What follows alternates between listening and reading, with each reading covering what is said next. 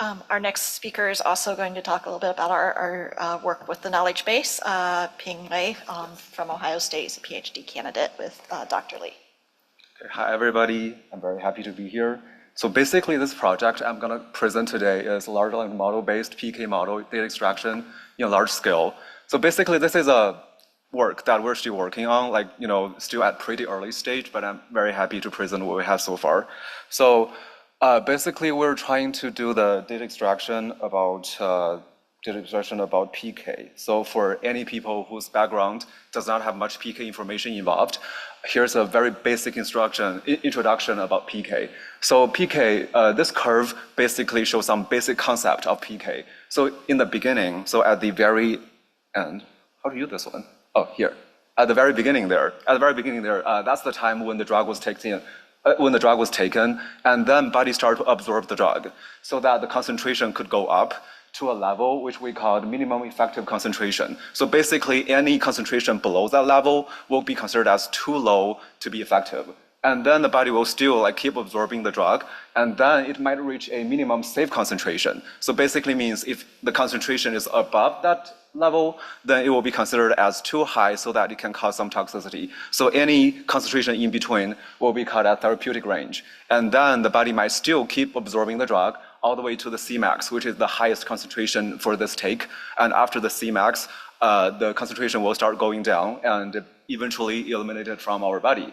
So this curve could describe how the drug was interacted with the body. To better describe this curve, there are some parameters that we need to working on. Like number one is the Tmax, which is the time that the concentration reached the highest, and the Cmax, which is the highest concentration, and the AUC, which is area under the curve. So basically shows overall how much the body has exposed to the drug. So this is some basic concept of the PK.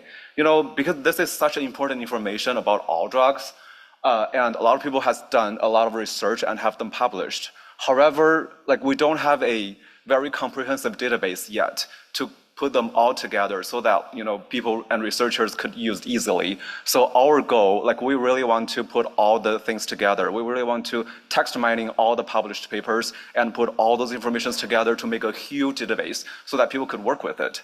So that's what we are trying to do now. Because this is the early stage, and currently our project scope focusing on single drug PK info and also PK on human being. And also, we will only be doing table abstraction now. We won't be abstract any information from the main text of the paper yet.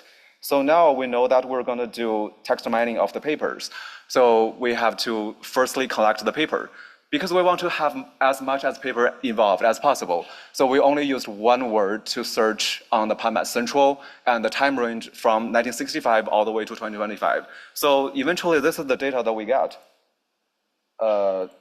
So if this square shows all the paper that I've ever published, and then PMC paper is part of the paper, the subset of all the papers, and PK paper is also another subset of all the papers, and they have some interactions. And because not all the paper on PMC could be used freely due to the copyright concern, so we have to do another subset within the PMC, which is called PMC Open Access Subset. So any paper within that subset, people can use it freely without any concern of the copyright. And the thing in the middle, those are the paper that we get for this research. And eventually we got 235,482 papers. So now we have the paper, we can start to do the text mining.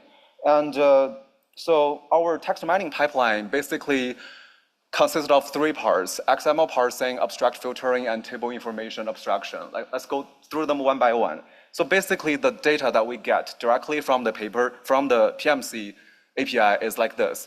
It's in an XML format. It's not very readable for human being. There's a lot of code in it, right? And the reason why it's not very readable for human being is because it's designed for web page to display, not for us to read. However, we can still put this directly to large language model because those LLMs, they're very smart. They can read them with no problem. But we choose not to put them directly to the large language model for two reasons. Number one, we can see because this kind of format, it has a lot of unnecessary tokens.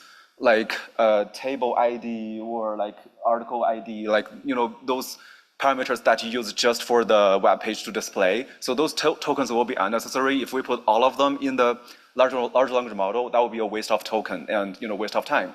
And another thing is we will only be doing the table abstraction. So because the original XML format, it contains not only the table but also all the main text of the paper. We don't want to put them in the large model either because of the token issue.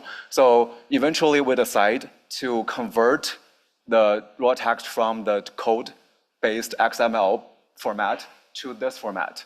Because not only, so every paper will be converted into this format. It has the paper ID, the title, the abstract, and all the tables. We can see there are 4 tables. And for the abstract part and the title part, now it's relevant for human being, and we can directly send them to large language model. And for the tables here, for example, this paper contains 4 tables, 0, 1, 2, and 3. And for example, this table 2, we have the table ID, and we have the caption of the table, we have the foot of the table, we also have the table content in the middle. So the table content is the tricky part because table is not like normal text. It's not in a plain text format. It usually has some format, right?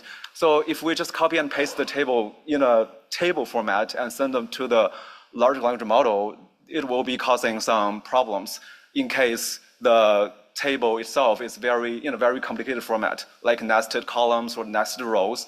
So we decide to keep the original XML format to present the table, because the original XML format not only keeps the most accurate and comprehensive information of the table, but also could be read directly by the large language model. So that's our solution in here. So after we did this XML parsing, our first large language model job was to do the abstract filtering, because we have more than 200,000 papers. And if we count how many tables are there, that will be a huge number.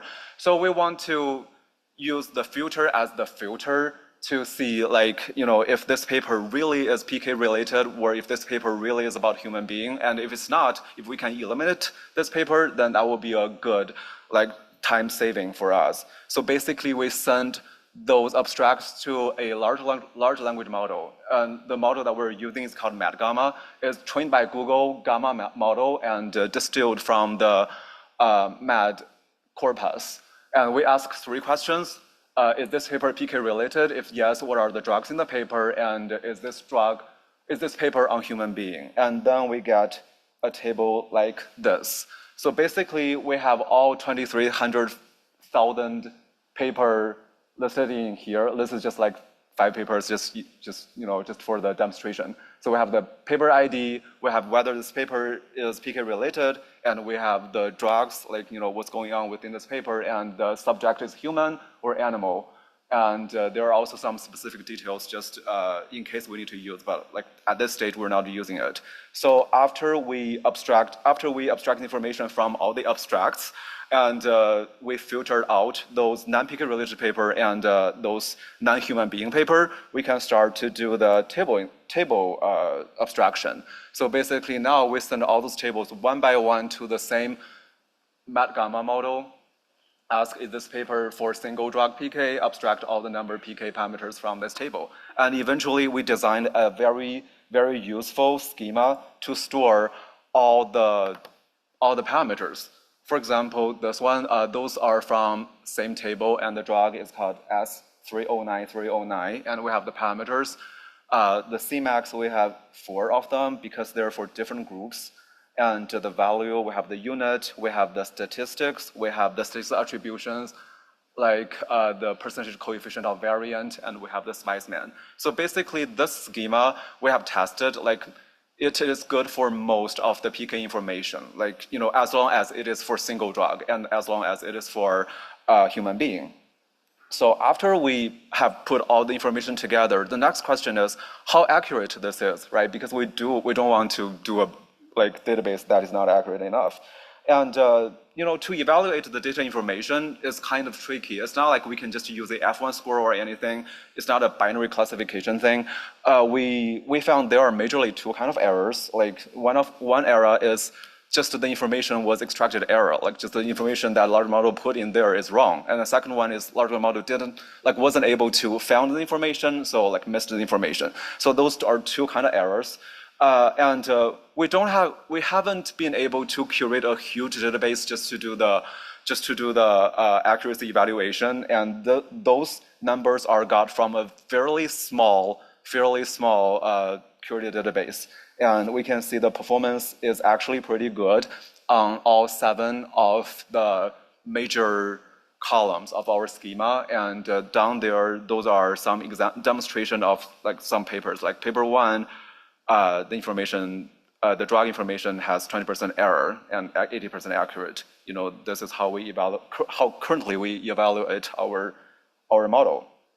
And then I want to talk about large scale, or I think the major contribution or the potential of our model. Because do you still remember like the large model that we use is a Mad Gamma model? It's only 27B. It's a fairly small model compared with ChatGPT, which is over 400 billion, or some model is even like over 1 trillion billion parameters. So even with a smaller model, if we use them correctly, we give them like not even very long time. We spend almost like 20 days to abstract all those informations. Not very long time. We can do this level kind of information abstraction. So start from the 235,000 papers, and after we filter out those abstracts, we got 88,000 papers, and then some paper doesn't have any tables. We eliminated those papers without table, then we have 67,000 papers left. And from those 67,000 papers, we have like 205 tables. And from those tables, we get all those informations. From those 205,000 tables, 23,000 of them was about single drug and human being. That's how large scale this project is. And the last thing is, the reason why we want to do this huge database is majorly because we can use it in a lot of ways. Like one example usage is we can use the combination of different parameters to infer like what model has been used. Like for example, in here we found for those 23,000 papers, most of them is actually non-compartmental. This is actually, to me, it makes sense because non-compartmental is the most basic model, and if this paper only reports Cmax the Tmax T1/2, that will be non-compartmental. So this is our project, some example uses. Thank you so much.